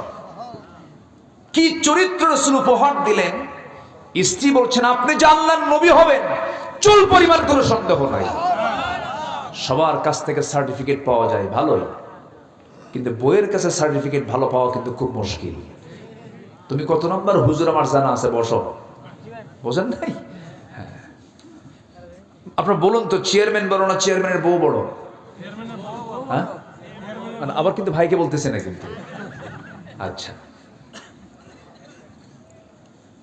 স্ত্রীর কাছে কিন্তু স্বামীর ভালো হওয়া এত সহজ নয়, আবার স্বামীর কাছেও স্ত্রী ভালো হওয়া কিন্তু এত সহজ নয়। আমার রাসূলের চরিত্র কি ছিল তিনি বলে দিয়েছেন, দিনের আলোতে যা করি সাহাবীরা তা বলে বেড়াও, রাতের আধারে আমার স্ত্রী যা করি তা বলে বেড়াও। কি বিশ্বমানের চরিত্র আমার জন্য আদর্শ করে দিয়েছেন একজন ব্যক্তিকে, তিনি হচ্ছেন মুহাম্মদুর রাসূলুল্লাহ। রাসূল বললেন, তোমার কি বিশ্বাস হয়? আমাকে পড়িয়ে দেন লা ইলাহা ইল্লাল্লাহ। আমার নবীজি এবারে দাওয়াতের জন্য গেলেন। 3 বছরের ছোট, আমার নবীজি 3 বছরের বড়। হিজরতের রাতের সাথী, সারা জীবনের সাথী সাইয়েদনা আবু বকরকে বলেছেন, আবু বকর আমি আল্লাহর নবী, আমার কাছে ওহী নাযিল হয়, তোমার কি বিশ্বাস হয় নাকি? সঙ্গে সঙ্গে বন্ধু কেঁদে ফেলে দিয়ে বলছেন, আমার স্বামী, আমার বন্ধু আবু বকর, আমার বন্ধু মুহাম্মদ, আপনি যে আল্লাহর নবী হবেন কোনো সন্দেহ নাই, আপনি আমাকে এখনই পড়িয়ে দেন আশহাদু আল্লা ইলাহা ইল্লাল্লাহু ওয়াহদাহু লা শারীকা লাহু ওয়া আশহাদু আন্না মুহাম্মাদান আবদুহু ওয়া রাসূলুহু। হেদায়েতের মালিককে বলেন। নবীজি খুব প্রশান্তি পেলেন। ঘরের মানুষ কালেমা পড়ে নিয়েছে, বন্ধুটাও কালেমা পড়ে নিয়েছে। এবার চলে গেছেন ছোট্ট একজন শিশুর কাছে, সাইয়েদনা আলীর কাছে গিয়ে বলছেন, আলী দাওয়াতি কাজ নিয়ে এসেছে, আমি আল্লাহর নবী, তোমার কি বিশ্বাস হয় নাকি? জ্ঞানের দরজা, অত্যন্ত জ্ঞানী মানুষ সাইয়েদনা আলী ছোট্ট অবস্থায় তিনি বলে ফেললেন, আপনি যে আল্লাহর নবী হবেন সেই নবুয়তি চরিত্র আমি আপনার মধ্যে দেখতে পেয়েছি। যে লোকটা জীবনে মিথ্যা কথা বলে না, আমার বন্ধুগণ আজকের সমাজে যে লোকটার মুখে মিথ্যা কথা কম থাকবে, আমি আল্লাহর কসম করে বলি সেই লোকটাই সবচেয়ে বড় পীর সাহেব, বুজুর্গ সাহেব, ঠিক কি না? সেই লোকের কথা বন্দুকের গুলি মিস হতে পারে, আল্লাহর দরবারে সেই লোকের দোয়া কবুল হয়ে যাবে। আল্লাহু আকবার বলো। শুধু মুখ থেকে কি বলা বাদ দিতে হবে? মিথ্যা। সম্মানিত ভাইয়েরা, আমার তো মনে হয় জাতিগতভাবে সবচাইতে বেশি মিথ্যা কথা বলে কোন দেশের মানুষ? ও আপনি বললেন, হাই রে মিথ্যা কথা বলে, উঠতে বসতে খেতে চলতে মিথ্যাই হচ্ছে সবচাইতে বড় একটা পুঁজির নাম। এটা আমরা মিথ্যার দিকে যাব না। জোরে বলি ইনশাআল্লাহ, জোরে বলি ইনশাআল্লাহ। পৃথিবীতে একজন মানুষের শুধু রেকর্ড আছে, শুধু একজন, only one person, the prophet Muhammad সাল্লাল্লাহু আলাইহি ওয়াসাল্লাম জীবনে কৌতুক করেও একটা মিথ্যা বলেননি তার মুখ থেকে, অথচ দেশ চালিয়েছেন, সমাজ চালিয়েছেন, রাষ্ট্র চালিয়েছেন, মসজিদ চালিয়েছেন, বিচারালয় চালিয়েছেন, কোর্ট চালিয়েছেন, যুদ্ধের ময়দান চালিয়েছেন। একটা মিথ্যার আশ্রয় নেওয়া লাগে না। আসুন না সেই বিশ্বমানের চরিত্রকে আমাদের চরিত্র বানায় নেই। আল্লাহ কবুল করুন, জোরে বলি আমিন। কি মানুষ বানালেন আবু বকর, আল্লাহু আকবার। রাষ্ট্রপ্রধান তিনি, কি রাষ্ট্রপ্রধান। রাতের বেলা জনগণকে দেখার জন্য তিনি বের হতেন প্রত্যেক রাত্রে খালি পায়ে। কি পায়ে? খালি পায়ে। সাইয়েদনা ওমর ফারুক বলে ফেললেন, আমিরুল মুমিনিন, আপনি খালি পায়ে এই পাথরওয়ালা রাস্তায় আপনি খালি পায়ে গভীর রাতে একা একা হাঁটেন কেন? পাথরের আঘাতে আপনার চামড়া ফেটে তো রক্ত বের হয়ে যাবে। তিনি বলে ফেললেন, ভাই ওমর, আমি যদি খরম জুতা দিয়ে যদি এই পাথর রাস্তায় যদি হাঁটা শুরু করি, জুতার সঙ্গে ওই পাথরের একটা আঘাত লাগবে, আওয়াজ হবে। সে আওয়াজে আমার জনগণের যদি ঘুম নষ্ট হয়ে যায়, কিয়ামতের দিন আমাকে আসামির কাঠগড়ায় দাঁড়িয়ে তার জবাব দিতে হবে। সেই জাহেলি যুগ থেকে কি মানুষ বের করলেন রাসূল? কিসের দাওয়াত দিয়া? কিসের দাওয়াত দিয়া? একা একা চলতেছেন, কোনো প্রোটেকশন লাগে না, কোনো প্রোটোকল লাগে না। একাকি চলছেন রাতের বেলা খালি পায়ে জনগণকে দেখার জন্য। তার এক প্রতিবেশী ছিল, বুড়ি মানুষ, চোখে দেখতো না, স্বামী নাই, ছেলে নাই, মেয়ে নাই, কেউ নাই, দেখবে কে? প্রত্যেক রাতে সাইয়েদনা আবু বকর তার ঘরের মধ্যে ঢুকে তার সব সেবাগুলো করে চলে আসতেন। ওমর ফারুক একদিন এক রাতে তার খেদমত করার জন্য গেছেন। বুড়িমা, দরজা খোলা যাবে কি? কেন? আমি আপনার খেদমত করতে এসেছি, আমি ওমর। কেন? কিছুক্ষণ আগে একজন আমার খেদমত করে গেছে। ওমর ফারুক আশ্চর্য হয়ে গেলেন, এই বুড়িমার ঘরে কোন যুবকটা ঢুকলো? পরপর 2 রাত সার্চ দিলেন, খুঁজে পেলেন না। তৃতীয় রাত্রিতে লক্ষ্য করে দেখেন কে যেন ঘরের মধ্যে চট করে ঢুকে পড়ছে। তিনি বাইরে আঁত পেতে থাকলেন। খেদমত করে যখন তিনি বের হয়েছেন, চট করে পিছন দিক থেকে হাতটা চেপে ধরে দেখেন কেউ না, খলিফাতুল মুসলিমিন আবু বকর। জোরে বলি সুবহানাল্লাহ। 2 জনে কেঁদে ফেললেন। সাইয়েদনা ওমর ফারুক বলছেন, আমিরুল মুমিনিন, আপনি রাষ্ট্রপ্রধান, সারাটা দিন আপনি পরিশ্রম করেন, রাতের বেলা এই সমস্ত কাজকে আমাদের দেওয়া যায় না। তিনি বলছেন, ওমর রে, তোমার আমলনামা নিয়ে আমি কিয়ামতের দিন উঠবো না, আমার আমলনামা নিয়ে তুমিও কিয়ামতের দিন উঠবা না। আমার কাজ আমাকে করতে দাও, আমার কাজটা আমাকে করতে দাও। সাইয়েদনা ওমর ফারুক রাদিয়াল্লাহু তাআলা আনহু, তিনিও তো তাকওয়ার দিক থেকে কোনো অংশ কম ছিলেন না। 2 বছর খেলাফতের দায়িত্ব যখন পালন হয়ে গেল, সাইয়েদনা আবু বকর দুনিয়া থেকে বিদায় নিলেন। খেলাফতের দায়িত্ব গ্রহণ করলেন ওমর। ওই মহিলা তখন বেঁচে আছেন, কিন্তু মহিলা জানতেন না আবু বকর দুনিয়া থেকে বিদায় নিয়েছেন। পরের রাত্রে চলে গেছেন ওমর ফারুক ওই মহিলার বাড়িতে খেদমত করার জন্য। খেদমতের জন্য ঘরের মধ্যে ঢুকেছেন, খেদমত করলেন, কাপড় চোপড়গুলো ধুয়ে দিলেন, খাবারগুলো গোছায়া দিলেন, সামনে খেজুরগুলো ধুয়ে দিয়ে চলে আসছেন। মহিলা খেতে বসেছেন। খেতে বসতে নিয়ে বুড়ি মহিলাটা খেতে বসতে নিয়ে যখন একটা খেজুর মুখের মধ্যে দিয়েছেন, কামড় মেরেছেন, খেজুরের বিচি তার দাঁতের সঙ্গে লেগেছে। সঙ্গে সঙ্গে তিনি কান্নায় ভেঙে পড়ে বলছেন, বুঝতে পেরেছি আমার প্রথম খাদেম আবু বকর আর দুনিয়ার বুকে নাই, সে মারা গেছে। কারণ আমার আবু বকর যখন আমার ঘরে খেদমত করার জন্য আসতো, সে খেজুরটা পর্যন্ত আমার সামনে দেওয়ার সময় খেজুরের বিচি সহ বিচিটা আউট করে আমার সামনে হাজির করতো, যেন আমার খেজুর খেতে যেন বিন্দু পরিমাণ কোনো কষ্ট না হয়। জোরে বলি সুবহানাল্লাহ। আমার আবু বকর নাই, কেন? আমার আবু বকর খেজুর দিয়েছে, বিচি ছাড়া খেজুর, যেন আমার খেতে যেন চুল পরিমাণ কষ্ট না হয়। সম্মানিত ভাইয়েরা, আজকে একটা নেতা ঢাকা থেকে আসবেন, তার সামনে 50টা, পিছনে 50টা গাড়ির শোডাউন। আমি নিজের চোখে দেখেছি। মালয়েশিয়ার প্রধানমন্ত্রী, আমি একদিন কেএলএ ঘুরতেছিলাম এক শপিং মার্কেটে, মালয়েশিয়ার প্রধানমন্ত্রী তার স্ত্রীকে নিয়ে শপিং করছেন, সামনেও কেউ নাই, পিছনেও কেউ নাই। প্রেজেন্ট ওয়ার্ল্ডের ঘটনা এটা। 50টা গাড়ির তেল খরচ, এটা কি মিতব্যয় না অপচয়? মিতব্যয় না অপচয়? অপচয়।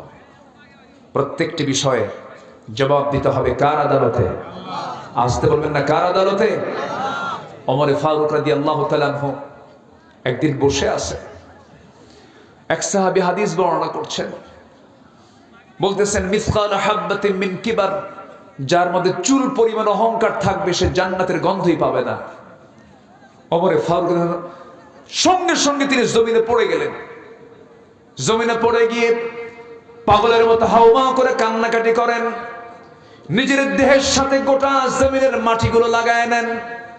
লাগায় নিয়ে আকাশের দিকে তাকায় বলছে, ও আকাশের মালিক আল্লাহ, আমাকে মানুষ খলিফা বলে, আমাকে মানুষ রাষ্ট্রপ্রধান বলে, আমাকে মানুষ সম্রাট বলে, আমার মধ্যে হালকা হালকা অহংকার মনে হয় চলে আসে, কিন্তু আমার মনে হয় আল্লাহ তুমি যদি আমাকে পাকড়াও করো, কিয়ামতের দিন আমি জাহান্নাম ছাড়া আমার কোনো পথ থাকবে না। আমার কাছে মনে হয় ও আল্লাহ, এই দুনিয়াতে তুমি যত বান্দা পাঠিয়ে দিয়েছো সব বান্দার জন্য জান্নাতের ফয়সালা হলেও একজনকে যদি তুমি জাহান্নাম দাও, আমার মনে হয় সে একজন বান্দা কেউ হবে না, আমি ওমর সেই জাহান্নামী বান্দা হতে পারি। আল্লাহু আকবার বলেন। বান্দার পরিচয় তেমনই হওয়া উচিত। আল্লাহ পাক এই সমস্ত সাহাবাদের জীবনকে লালন করার তৌফিক দান করুন। জোরে বলি আল্লাহুম্মা আমিন। সম্মানিত ভাইয়েরা, এক নাম্বার হচ্ছে দাওয়াতি কাজ করব আমরা। নাম্বার 2 হলো আমার রাসূল ছিলেন সাহসী। কি ছিলেন বলেন তো? সাহসী। পৃথিবীতে কোনো কিছু করতে গেলে, বিজয় অর্জন করতে গেলে কি দরকার? আমার নবীজি কি ভীরু ছিলেন না সাহসী ছিলেন? চিন্তা করুন, ঘর থেকে বের হচ্ছেন হিজরতের রাতে, নাঙ্গা নাঙ্গা তরবারি।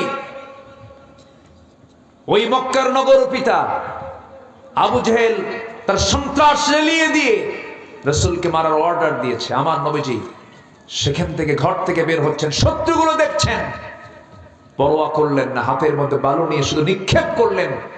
সমস্ত শত্রুর চোখে চোখে পৌঁছায় দিয়েছেন আমার আল্লাহ তাআলা বালুকণাগুলো। জোরে বলি সুবহানাল্লাহ। যে কোনো বিজয়ের জন্য সাহস দরকার। ইমানদার বুক দেখায় না পিঠ দেখায়? ইমানদার বুক দেখায় না পিঠ দেখায়? বুক দেখাবে। ইমানদার কখনো পিঠ দেখাতে পারে না। যুবকরা, সেই উন্নত চরিত্র গঠন করো। দেখেছো অনেক কিছু। যে নেতা তোমার হাতে মদের বোতল তুলে দেয়, যে নেতা তোমার হাতে নারী তুলে দেয়, যে নেতা তোমাকে চরিত্রহীন বানানোর ষড়যন্ত্র করে, সেই সমস্ত নেতাদের মুখে তোমরা জুতা মারো, থুতু মারো। উন্নত চরিত্র গঠন করো। 5 ওয়াক্ত নামাজ পড়ো। বিবাহ পূর্ব কোনো নোংরামি কোনো সম্পর্কে জড়িও না। অবৈধ কোনো রিলেশনে যেও না। বিয়ের প্রয়োজন, বাপকে বলে ফেলো আমার বিয়ের প্রয়োজন, কিন্তু বিয়ের আগ দিয়ে তুমি গার্লস স্কুলের সামনে যায় এতিমের মতো সিট হয়ে বসে থাকো না। এগুলো লস প্রজেক্ট। এগুলো কি প্রজেক্ট? Loss project. শিক্ষা, পড়া সব শেষ। এগুলো বাদ দিতে হবে। সবাই কি নামাজ পড়বা? যুবকরা সবাই কি নামাজ পড়তে রাজি আছো? নামাজ পড়বেন কারা কারা? একটু হাত তুলে দেখেন তো দেখি। জোরে বলি আল্লাহ, আমাদেরকে 5 ওয়াক্ত সালাত আদায় করার তৌফিক তুমি আল্লাহ দিয়া দাও। জোরে বলি আমিন। আরো জোরে আমিন, আরো জোরে আমিন। হাত নামান। সম্মানিত ভাইয়েরা, সময় তো চলে যাচ্ছে। বুঝলাম না এত দ্রুত সময় আজকে কেন যাচ্ছে, আমার বুঝে আসলো না। খুব আজকের ঘড়ি কি বেশি ঘুরতেছে নাকি? এখনো তো বহু পয়েন্ট পড়ে আছে। এদিকে রাত অনেক গভীর হয়ে গেল। এবার মাহফিলের চাপ তো এত বেশি, এত মাহফিল এবার, তাই না? কিছুক্ষণ আগে মন্তব্য করেছি, মানুষের চাইতে মাহফিল বেশি। এত ঘন ঘন মাহফিল, মানুষ মাহফিল শুনতে শুনতে ক্লান্ত হয়ে গেছে। সম্মানিত ভাইয়েরা, আমার ভাইজান আসছেন, তিনিও কিছু কথা বলবেন। আমি আমার পয়েন্টগুলো আমি শাব্দিকভাবে, আমার আগামীকালকে মাহফিল বেশি দূরে না, মাত্র ময়মনসিংহ, তাও দুপুরবেলা। কখন? দুপুরে। তো সব দিকে খেয়াল করতে হবে। আমাকে মাহফিল কমিটি যখনই গেছেন আমার কাছে, আমার সুযোগ ছিল, 3 বছর আগে একবার এসেছিলাম, তো আল্লাহ পাক আমাকে আবার এই জায়গায় নিয়ে এসেছেন। বলি আলহামদুলিল্লাহ। আপনাদের এই চাঁদ মাখা মুখগুলো আল্লাহ পাক আমাকে আবার দেখার সুযোগ করে দিয়েছেন। আল্লাহ যেন আমাদের সম্পর্ক যেন হাসর পর্যন্ত গড়িয়ে দেন। জোরে বলি আল্লাহুম্মা আমিন। আসলে তো চোখটা খোলা আছে, ইহকালে আছি। চোখ বন্ধ হলে কি ইহকাল না পরকাল? তো আমরা ইহকালের সম্পর্ক গড়বো, আমরা পরকালকে টার্গেট করি। জোরে বলি ইনশাআল্লাহ। পরকালও যেন আমরা একসঙ্গে থাকতে পারি। বউ নামাজ পড়ে না, বউকে বলবেন, বউ আমার, একই ছাদের নিচে থাকি, তোমার যৌবন আমার যৌবন একাকার করে দিয়েছি, তুমি কি চাও না জান্নাতের মধ্যে আমরা একসঙ্গে জান্নাতে থাকি? হ্যাঁ, নামাজটা পড়ো। মেয়েগুলোকে বলবেন, ছেলেগুলোকে বলবেন, বাপ নামাজটা পড়, একসঙ্গে দুনিয়াতে এক ছাদের নিচে থেকে যে একসঙ্গে জান্নাতে থাকবো, আমরা জান্নাতে গিয়ে শপিং করব, একসঙ্গে থাকবো আমরা। এরকম করে আমরা দাওয়াতি কাজ করব। আল্লাহ কবুল করুন। জোরে বলে আমিন। নাম্বার 3 হলো ধৈর্য ধরতে হবে। যে কোনো কাজে সফলতা পেতে হলে কি দরকার?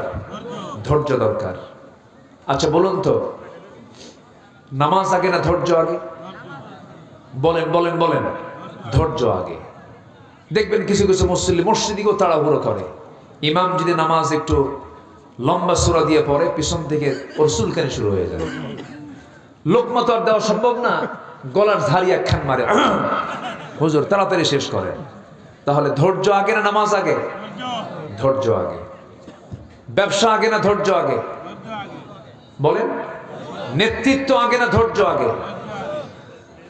তাহলে সকল কাজে ধৈর্য আগে দরকার। ধৈর্য এমন একটা গুণ যা সকল সফলতার মূল মাধ্যম হচ্ছে ধৈর্য। আল্লাহ তাআলা ধৈর্যের পিরামিড বানিয়েছেন মুহাম্মদ সাল্লাল্লাহু আলাইহি ওয়াসাল্লাম। অনেক কথা ছিল, তিনি কেমন ধৈর্যশীল ছিলেন, অনেক প্রসঙ্গ ছিল, সেই সুযোগ আজকে আর নাই।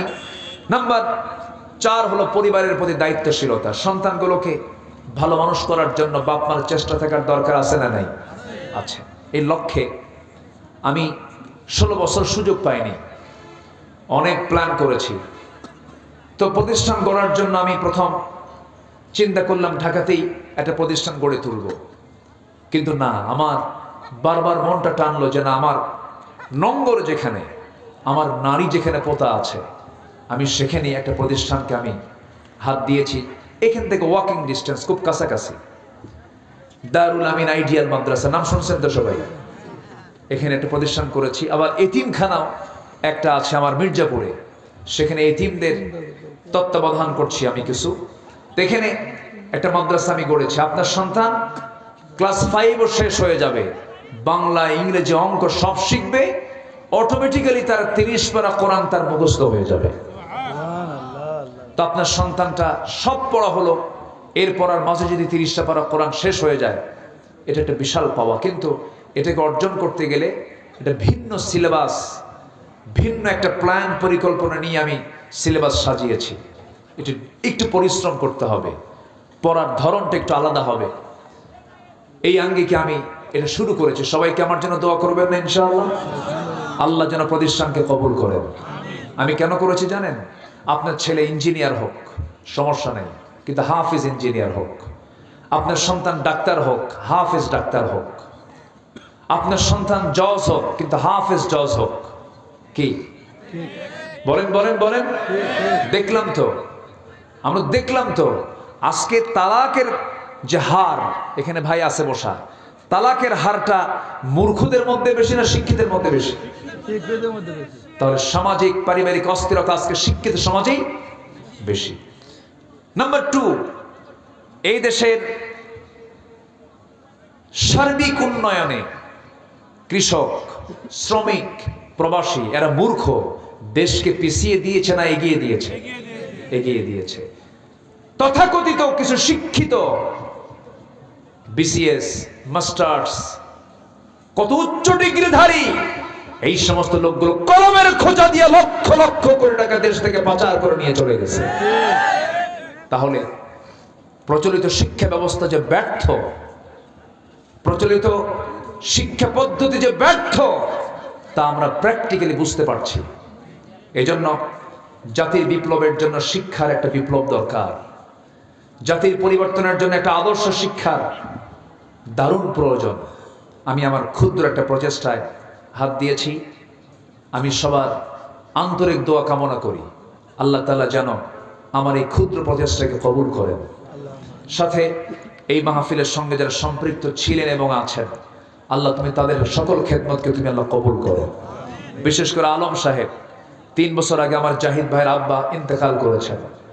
এই মাহফিল অনুষ্ঠিত বাস্তবায়নের পরিকল্পনা নেওয়ার 7-8 দিনের মাথায় আরেকজন সহসভাপতি কিছুদিন আগে দুনিয়া থেকে বিদায় নিয়েছেন। যারা কবরস্থ হয়েছেন তাদের জন্য দোয়া কামনা করে আমি আমার কথা আর না বাড়িয়ে ধীরে ধীরে আমরা দোয়ার দিকে চলে যাব। দোয়ার আগ দিয়ে আজকের মাহফিলের সম্মানিত মেহমান, আমার অত্যন্ত কাছের, আমার দিলের মানুষ, আমার সঙ্গে তার একটু পড়ে খুব বনিবনাট হয়। তো খোকা ভাই তিনি এসেছেন, হ্যাঁ তিনি এসেছেন, তিনি কিছু কথা বলবেন। তার আগ দিয়ে একটু বলতে চাচ্ছি, হ্যাঁ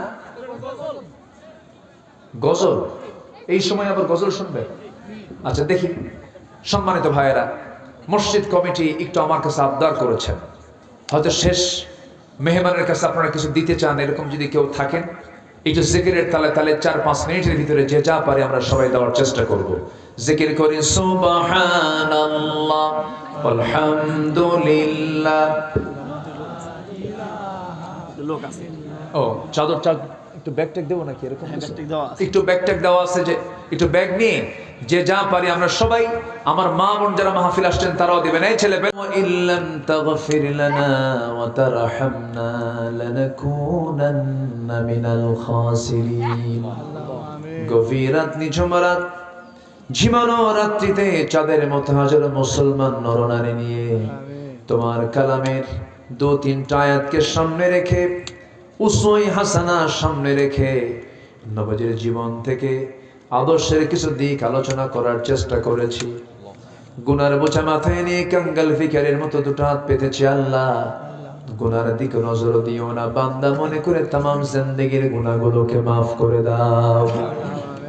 জনম দুঃখিনী মা, জনম দুঃখী বাপজান যারা চলে গেলেন, জিন্দেগীর গুনাহগুলো maaf করে দাও, কবরগুলোকে জান্নাতের টুকরা বানায়া দাও। আব্বা আম্মার জন্য কি দোয়া তাও শিখিয়ে দিয়েছো। আমার সঙ্গে সবাই ঠোঁট মিলিয়ে দিয়ে, আওয়াজ দিয়ে দিয়ে আমার সঙ্গে সবাই আল্লাহর শেখানো সেই দোয়াটা পড়ুন। রব্বিরহামহুমা কামা রব্বায়ানি সগীরা, রব্বিরহামহুমা কামা রব্বায়ানি সগীরা। আল্লাহ তাআলা বিশেষ করে মাহফিলটার আয়োজন করলেন যারা, শোনার জন্য কষ্ট করে আসলেন যারা, বিনিময়ে কিয়ামতের কঠিন ময়দান যেদিন কেউ কাউকে চিনবে না, এমনকি মা সন্তানকে পর্যন্ত স্বীকার করে বসবে, যেদিন মানুষ কাঁদতে কাঁদতে চোখের পানিগুলো ফরে যাবে, চোখ থেকে রক্ত বের হওয়া শুরু হয়ে যাবে, সেই কঠিন মুসিবতের দিন এই মাহফিল সবার জন্য নাজাতের মাধ্যম বানায় দিও আল্লাহ। আল্লাহ তাআলা, বাবা গেল, মা গেল, দাদা গেল, দাদি গেল, নানা গেল, নানি গেল রে, কত বন্ধু বান্ধবের জানাজায় হাজির হলাম। একদিন আমিও দুনিয়া থেকে বিদায় হয়ে যাব রে, ডান হাতে আমলনামা না আসা পর্যন্ত আমাদের কাউরে মরণ দিবা না। আল্লাহ তাআলা ফিলিস্তিনকে বাঁচাও, বাইতুল আকসা মুসলমানদের হাতে তুলে দাও, কাশ্মীরকে তুমি আল্লাহ হেফাজত করো, সিরিয়াকে যেমন তুমি জুলুম মুক্ত করেছো, ফিলিস্তিনকে তুমি আল্লাহ ইহুদি মুক্ত করে দাও। দুনিয়া থেকে কোন দিন বিদায় নেব জানি না, ডান হাতের আমলনামা না আসা পর্যন্ত মরণ দিও না। যেদিন মরে যাব রে, টান মেরে কবরস্থানের দিকে রেখে আসবে, কবরে শোয়া দিবি, বাঁশ চাপা দেবে, মাটি চাপা দেবে, ওই যে বিদায় দিয়ে আসবে, আর কেউ কোনোদিন খোঁজ নিতে যাবে না রে। 24 ঘন্টা লাগবে না, মাথার চুলগুলো খসে খসে পড়বে। 3 দিন লাগবে না, যতনে গড়া এই চামড়া, কত তেল সাবান লাগালাম, 3 দিন লাগবে না, চামড়াগুলো সব খুলে খুলে পোকার পেটের খাবার হয়ে যাবে। মাত্র 7টা দিন পেটের নারী ভরে সব চোখ মুখ কান নাক দিয়ে বের হওয়া শুরু হয়ে যাবে, কিম্ভূত কিমাকার চেহারা হয়ে যাবে রে। মরার দিন থেকে শুরু করে নিয়ে 3 মাস পর্যন্ত কবর যদি খনন করে দেখা হয় কয়েকটা হাড় ছাড়া আর কিচ্ছু খুঁজে পাওয়া যাবে না। এই তো আমার দুনিয়ার জীবন রে আল্লাহ, তোমার পছন্দের বান্দা না হওয়া পর্যন্ত আমাদের কাউকে মরণ দিও না। আল্লাহ তুমি আমার জাহিদ ভাইয়ের আব্বার কবরটাকে জান্নাতের টুকরা বানায় দাও। অনেক অনেক প্রকার দোয়া চেয়েছেন, যার যা নেক মাকসুদ তুমি আল্লাহ কবুল আর মঞ্জুর করে নাও। আমার ডানে বামে সামনে পিছনে যত ভাই আর যত মা বোনাত তুলেছেন, যার যা প্রার্থনা তুমি আল্লাহ দয়া করে কবুল আর মঞ্জুর করে নাও। মওতের সময় যখন চলে আসবি জবানে জারি করে দিও কালো যেই কালিমা তাইয়্যিবা লা ইলাহা ইল্লাল্লাহু মুহাম্মাদুর রাসূলুল্লাহ।